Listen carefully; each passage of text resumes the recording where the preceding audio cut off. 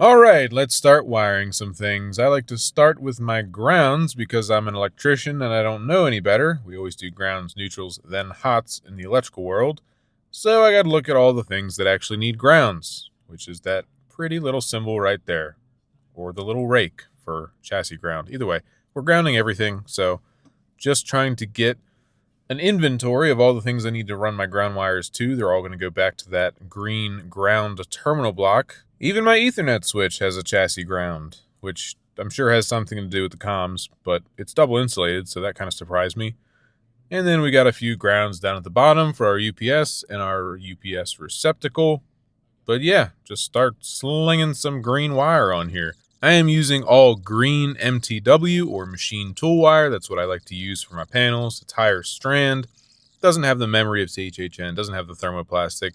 It just lays in the panel better. The majority of this wire is 16 gauge, but I do have a few 14 gauge jumpers for my main grounding. I did jump from my ground terminal block to my grounding lug that's actually bolted to the back plate. I also jumped down to my grounding terminal blocks at the bottom. Even though they're grounded through the back plate through the DIN rail, I like to have an actual conductor connecting all my grounding blocks just because I'm crazy. Probably not necessary. So now we're moving on to our neutrals. Same deal, except we are labeling these. Using all plain white for the neutrals because it is the grounded conductor, so it needs to be either white or gray. And this is 120, so it's not going to be gray, at least in America.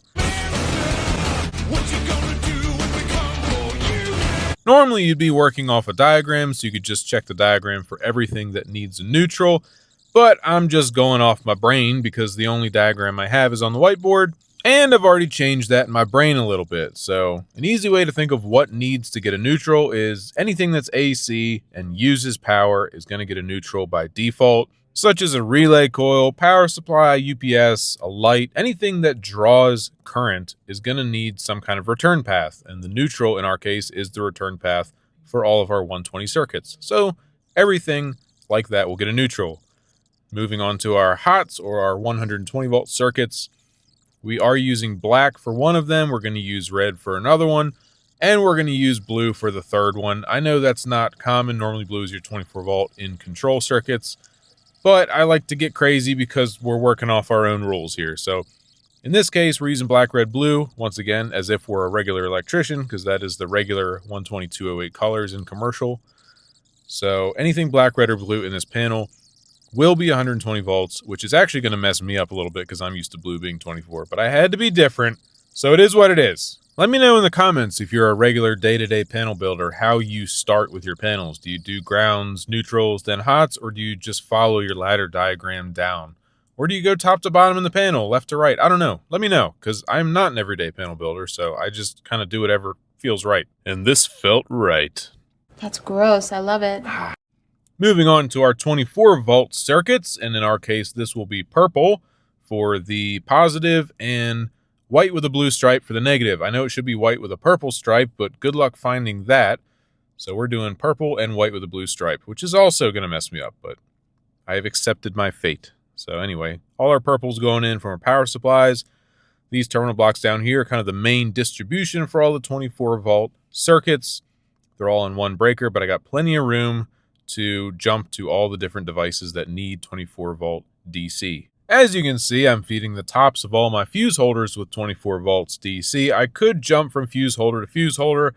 I'm not a big fan of that. I'd rather run a separate wire for each fuse holder. It takes more time, takes more labels, but I think it makes it cleaner. And if you have to disconnect something, you don't lose everything that you jumped out. Of course, you could avoid that using the double wire shoe pins or ferrules. But yeah, this is just how I like to do it. Like I said, it's not the most efficient way, but it's my house, so I can do what I want. A lot of people also had good suggestions for alternatives to these fuse holders. I am aware that these fuse holders and fuses aren't the best thing for the 24 volt DC circuits, but in my experience, they do blow when they need to blow.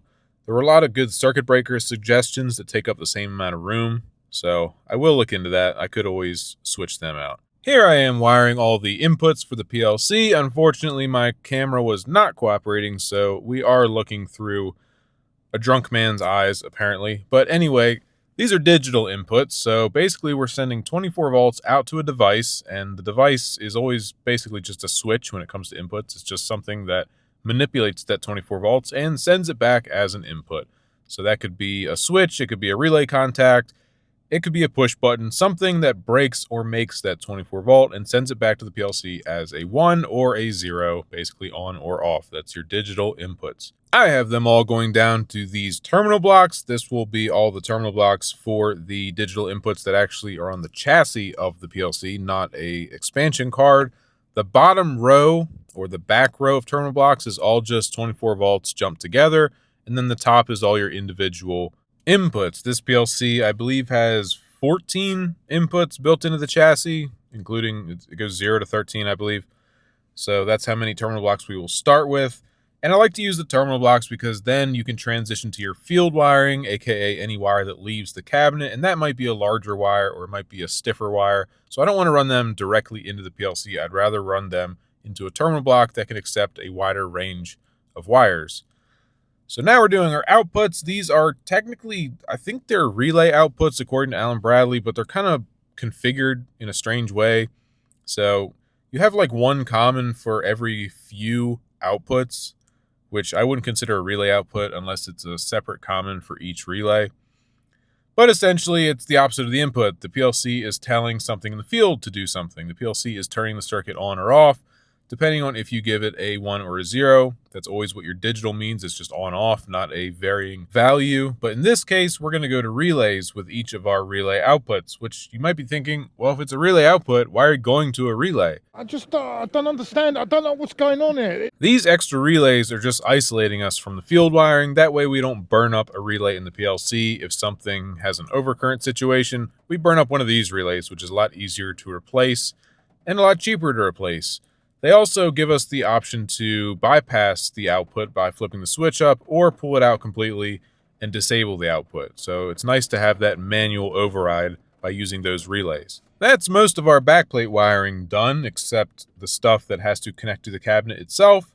And speaking of the cabinet itself, let's start working on that again. We're going to go ahead and put our fan in, our fan and our vent. You always need an in and an out. I've seen people just put fans in with no vents. Come on, guys. It's not very smart. So I'm measuring to see where it's going to go. I need to move it out far enough to where it won't interfere with the conduit sticking out once the backplate is in. You always have to consider what is it going to be like when the backplate is actually in the cabinet. So that's what I'm doing here, just measuring everything out, making sure it's not going to be in the way, keeping it towards the bottom. This is just going to be the vent at the bottom and the fan at the top. So the air will be drawn in the bottom and pushed out the top and hopefully blow across the whole backplate. This is pretty much unnecessary. This is in a basement where it stays pretty cool and consistent year round, but I have it just in case something for some reason got hot. But I'm telling you right now, if I hear this fan kick on, I'm going to open the door and see what's going on because nothing should be getting that hot. Using the trusty angle grinder to cut out our square hole, and that's the only thing you should be using, unless you're a wuss. Or you're rich and you have some machine do it for you. Or you've seen those videos of cutting wheels flying through safety glasses like they're not even there and you're scared of angle grinders, which is kind of justified. But I haven't died yet, so I still use an angle grinder for a lot of different things. Always get rid of your burrs because these will mess your day up if you don't. And even if you're like, oh, this is something that no one's ever going to touch because the fan is going to cover it, do it anyway. Someone might have to replace it one day. Get rid of the burrs. I don't care if no one's ever going to see it.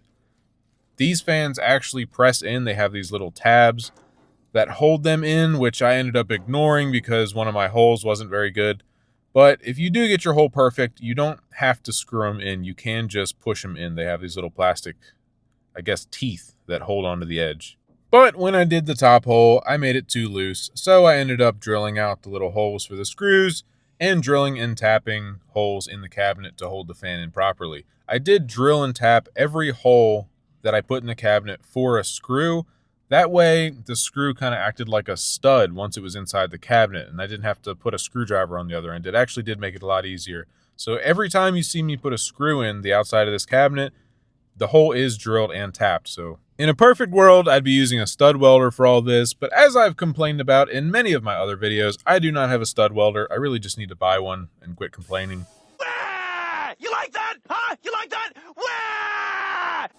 Here I am taking the center brace out of the door. I didn't like doing this. I wish I could have kept it. And I could have spaced my push buttons and selector switches and whatnot out so they wouldn't be in the way of the brace, but the fact is there's going to be an HMI, so no matter what, that brace is going to have to come out in some capacity. So I just took a big old section of it out for now. That way I have plenty of room to work with. It did make the door more flimsy, though. Next up, I did get a hold of a 3-point latch. It is used, but it is an actual Hoffman 3-point latch that's meant for this cabinet, or was meant for this cabinet. Actually, it wasn't meant for this cabinet. It was meant for a bigger one. But anyway, it's the same brand as the cabinet, and I got it. So we're going to go ahead and modify the cabinet to make it work, which I've never done before. Usually these come installed, so we're going to do some funky retrofitting here. I did measure everything on the old cabinet that I took it off of to see what the spacing needed to be. Normally these top brackets are welded on, but we're going to go ahead and screw and bolt them on because that is what we're able to do. This was kind of a pain in the butt. You had to get your measurements right, but I really wanted a 3-point latch because those little screw latches kind of suck, especially if you're actually opening the cabinet all the time, which of course I will be because everyone that comes to my house is forced to bask in the magnificence that is my basement control panel. You're welcome. I did use anti-seize on pretty much all my bolts. These aren't stainless, but I used it anyway. These are the rods that go up to latch the top and the bottom, which I did have to modify because this used to be on a larger cabinet, so they're sticking up way too far. I just went ahead and cut them down the amount that made sense and used the old hole in the piece of metal as a template for the new holes. These things are not exact. If you've ever worked with these, you know they kind of just flop around. There's nothing precise about them. They're actually kind of annoying because they constantly make noise when the door is opening and closing. I might try to do something to get rid of that. Let me know if you have any suggestions for that. I was thinking about putting like rubber bands on the rods or something, but every time you open the door, the thing jingle jangles. But that seems to be the case with most of them, and it's worth it to have the 3-point latch. Here I am finishing up the top bracket. They have this pin that is adjustable. You can move it depending on how tightly you want it to pull the door shut. So I may end up changing that depending on how it feels, but you have the adjustability. I will say that as unprecise as most of the 3-point latch is, the handle on the front is the most heavy-duty thing ever created. You could beat someone to death with that thing. It's gotta weigh 7 pounds. Here it is, all installed. Overall, went pretty well. Seemed to work out. I will have to modify the center support, or the center latch that flips out to the right, because it did have an extra piece on the old cabinet. At the moment, it doesn't actually grab the cabinet, but I will add something to make it to where it does. Here I'm showing the adjustability of the top bracket and the bottom bracket, which I showed before. And here I am showing that that middle support sticks in too far, or sticks out too far. Either way, it doesn't actually grab at the moment, so we'll have to fix that. Shouldn't be a big deal, but either way, there's the 3-point latch installed. It still holds pretty tight, even with just the top and bottom holding. Can finally get rid of this stupid screw clamp. That was the last one. And there it is in all its beauty. There's our fan. As you can see, it is removable, which is helpful for getting the backplate in. All it is kind of a twist lock. And there's our backplate all ready to go. All the wiring is finished as far as it can be until it is fully installed. In terms of the wiring that has to be done after it's in the enclosure, I will have to wire into that terminal block for the power. I will also obviously have to bring my main feeds into my circuit breakers from my lighting panels. There's the thermostat for the fan, so there'll have to be a wire coming from there to our fan. Just odds and ends. There's not a whole lot that's going to leave the backplate at the moment.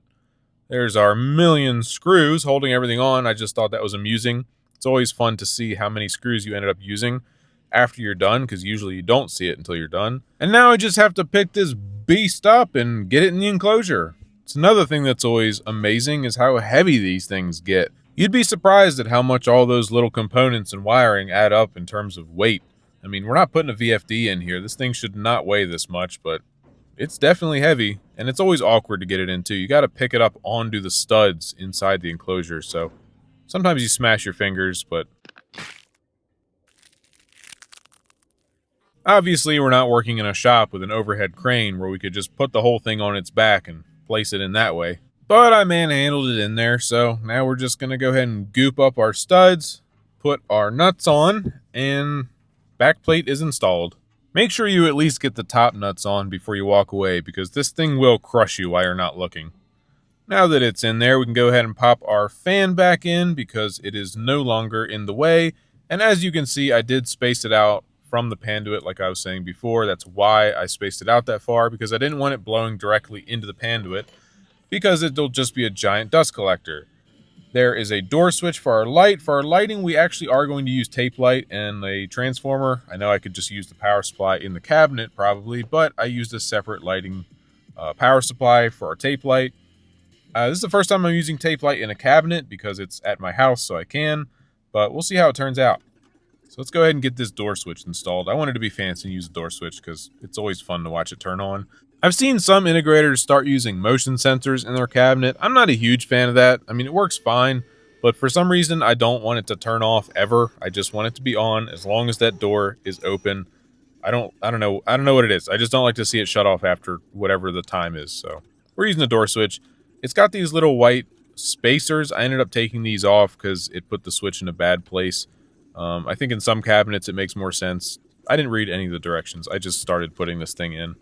But yeah, they ended up coming off because it was in the way. Here I am measuring out where my lighting power supply is going to go. I decided to mount it on the side because obviously there's no more room on my back plate. I don't actually know the difference between like an LED driver and a regular DC power supply. Maybe you guys can tell me. Like if I had used the DC power supply in my cabinet, the regular ones for the controls, would it be any different? I mean, those are way more expensive, but I don't know like how the waveform differs, or, you know, I really don't know. So let me know if you know the difference, or if it doesn't actually matter. Using the old threaded hole method here, just like with everything else, that way my little screws act like studs. This made it way easier to mount this power supply. This was definitely one of the times where I was glad I did this. I'm just going to go ahead and stick these SO cords into the panduit and splice everything in the panduit. I'm not a huge fan of making splices in the panduit, but the cords are only so long, so that's what I ended up doing. Here I am wiring my door switch and my fan simultaneously because they both ended up being in one bundle of wires. So you got to kind of plan ahead and make sure all the wires are included in your bundle of wires. So now we're going to take a little break from the enclosure and we're going to run power to this beast. We're going to go ahead and do some pipe bending. Oh my God, the pipe benders are going to be pissed. But we're going to go ahead and run 3 conduits because we can. 1 conduit is going to be used for the power. The other 2 will be future I/O. I decided to do 3 kind of as an arbitrary number. It could have been more, but I figured that'd give me a good amount to start with. So here I am marking my holes for my knockouts. Going ahead and using some cutting fluid because it is stainless steel. And these are going to be 3/4 inch pipes, 3/4 inch EMT. I spaced them exactly 2 inches off the Kindorf so that when I do my offsets to mount the pipes to the wall, it will be a nice even 2-inch offset. I also mounted the pipes 2 inches on center, side to side. I did put a piece of cardboard in the panel. I know someone's going to ask. I did protect the stuff inside the panel. Here I am marking the trough, doing the same type of deal. This is the trough above my lighting panels. Also have to be careful drilling into these because there's a million wires in them. And like I said in one of my previous videos, this trough is a mess. Try not to judge me too hard. You are going to see a little bit inside. That needs to be a video. I need to redo this trough and put terminal blocks in or something. When I was doing it, I ran out of time. I've never been happy with the inside of it, but one day I will fix it. There's our knockouts in our trough. Good to go. So now we can go ahead and tighten up our connectors and start measuring for our pipe. I did mount an extra piece of strut to the wall just to support all the pipes that will come into this cabinet, because in the future there will be a lot of them. I'm going to have a lot of I/O coming in this cabinet, but it's going to take a while. So I want to be proactive and go ahead and get a nice solid mounting point. Up by the trough, I put a vertical piece so that I can mount the pipes as they come horizontally. We are using regular Kindorf straps for all this. Here I am showing that it's 2 inches off of the Kindorf, so we need a 2-inch offset. We're doing 30-degree bends, which means we just double the offset amount, and that is our distance between bends. We did 4 inches from the end of the pipe as just a random amount to get a consistent number, and then 4 inches between bends. There's 2 30-degree bends. Make sure you flip the pipe, obviously, to get an offset. And check it out. There's 2 inches to the bottom of the pipe. That's what we want to get onto the wall from our cabinet. And that's why we do 30-degree bends, because it's easy. It's easy to pull wire through, and it's easy to measure. Now we need to come up and figure out where our 90 is going to be. I did choose to go, I think, 34 inches to the back of the 90. And because this is 3/4 inch pipe, we're going to measure back 6 inches for our bender, or for the start of our bend. So from 34, obviously we're going to go down to 28 inches. And that will be where the arrow of our bender goes. The hardest part about bending is just make sure you're bending in the right direction. You can see that's why we measure back 6 inches, because it accounts for that bend. Some people could have measured this and found the shrink amount and measured every mark at once. I'm not that good. I do one bend at a time because I'm not that good at pipe bending. But I do make sure everything's level and square and as straight as possible. As you can see, we achieved just under our 34-inch mark. That's good enough for good enough for me. We use a bandsaw to cut all our pipe. Make sure you ream all your pipe. I used to have the one that went on the drill, but it got super dull, so I'm going back to the old hand method. At least I'm not using Kleins, though. There's our finished pipe, and there's 2 more. I just added 2 inches for each pipe, for each measurement, because each pipe is 2 inches apart from the last. And then we go ahead and strap it all up there. Everything worked out pretty good. I actually didn't have a big boneyard on this one. I only wasted 1 bend, so I didn't even waste a full piece of pipe. All in all, pretty good. Haven't done this in a while, so I was happy with how it turned out, because if you stop doing this, you kind of lose it. I remember nothing. I don't remember a thing. Now the pipe's done, I decided to move on to the door. I'm kind of bouncing around here, but I'm going to go ahead and measure out what we want for our lights and push buttons. We're only going to do 1 row right now, but I am planning to add more in the future. And I did line everything up so that I can use that old knockout on the bottom left. It will line up if I use that knockout in the future, if I continue with how I measured out these rows and columns. So go ahead and do our 1/2 inch knockout to start with, just to make room for our punch. And as I've said a million times, this is stainless steel, so it's going to be kind of a pain in the butt. I didn't even have the tool for the punch. I ended up using a monkey wrench or adjustable wrench. But don't worry, it's a metric adjustable wrench, so it's the right one. Go ahead and use our notching tool. Some people called it a nibbler. I think that's what everyone said it was called from my last video. Clean it all up, and we'll put some stickers on here. On the left, we're going to have our push button. It's the only push button right now, and the other 3 holes will be indicator lights. So we're going pretty simple right now. The push button will be kind of a main reset for everything, and then the indicator lights will give us just general statuses at the moment, but there's a lot we can do with those 3 lights. Now we can move on to our door. I did decide to try something new here, and I got this from the comments. When I did my door wiring video, someone commented, why don't you use flexible conduit between your panel and your backplate and your door? And I've never thought of doing that. So I decided to try it here. We're going to go ahead and use, it's basically Smurf tube, but it's actually more flexible. It's meant for like robotic arms and stuff. So it's like super flexible Smurf tube, and it's black, so I guess it's not Smurf tube. But it's just non-metallic flexible conduit. And I think this will be a really good option here, because I do plan on adding a lot to this door. So instead of redoing it every single time, cutting all the zip ties, rebundling everything, where it actually attaches to the door, I can literally just run more wires through these little conduits. And I did use actual straps as well, so that they won't come undone no matter what. Don't have to rely on stickies, at least for this part. I also added a little piece of panduit from my back plate to my enclosure. That way I don't have to rebundle that stuff too. I can just run more wires through there. So running new wires to the door should be a breeze in this panel. And that's the whole point, because there's going to be a lot of stuff that changes in the future. I did run 2 pieces of flexible conduit. One's going to be for any kind of data like Cat6, and the other will be for pretty much everything else. I'm not worried about separating 24 volt DC and 120. I really don't care about that. All the wires are rated for 600 volts, and I'm not worried about interference, but I will separate the data at least a little bit. I am using a little wire brush for all my stickies, just to give them the best chance possible. I'm still using stickies for the main door. That could also change in the future, but for now, that's what we're doing. So then we'll go ahead and wire up our door. Got 3 indicator lights, 1 push button, nothing crazy here. And as I said before, we're using blue wire for 120. So these are all 120 volt indicator lights, and then the push button will have some purple wire going to it because it's just an input to the PLC. It's just a normally open contact. You press the button, it closes, the 0 switches to a 1, and that will be our reset, at least for now. We could change that to the other state. All these clear terminal blocks on the square D type push buttons and indicator lights, the 30mm style, they do normally open or normally closed, so you can always switch it to the other state if you want. Of course, most brands do that. And you got all your wonderful zip ties. Here's the zip tie cutting cam, which will probably make everyone sick, but I decided to strap a camera to my little clippers. So here you go. Go ahead and be sick. Enjoy.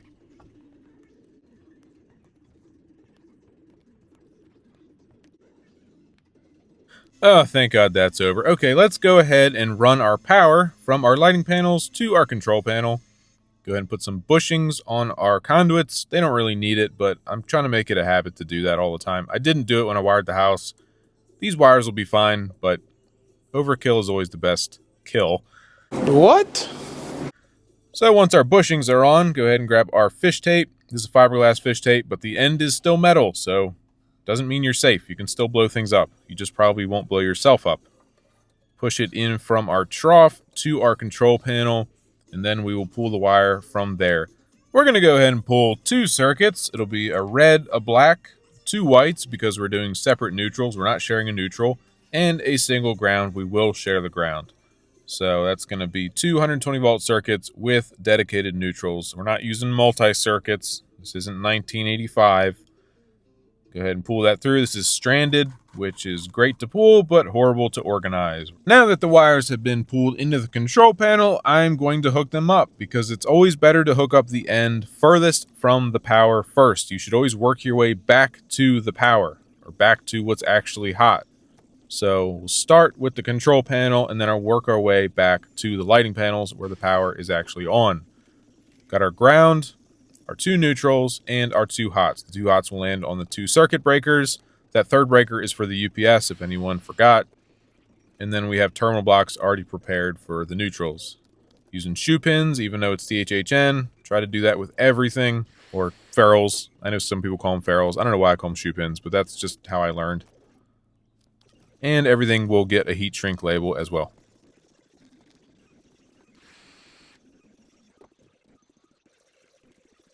Now that the control panel's all hooked up, I'm going to open up the lighting panels and start running the wires down into them. This is the dangerous part, if you consider 120 dangerous, because everything in this panel is hot, it is energized, and no, I'm not turning it off because this is my house.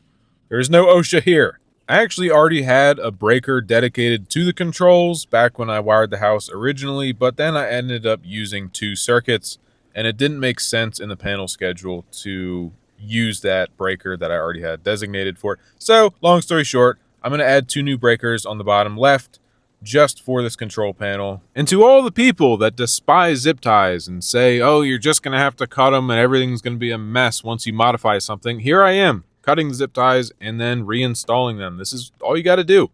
If there's zip ties, cut them and then put them back on. It's really not that big a deal. It's worth it to have neat work, even if it takes a little bit extra time cutting zip ties. I did end up being 1 ferrule short for my ground, so I have to go back and reinstall that once I have them. But for now, it's just going to go in the ground block like normal.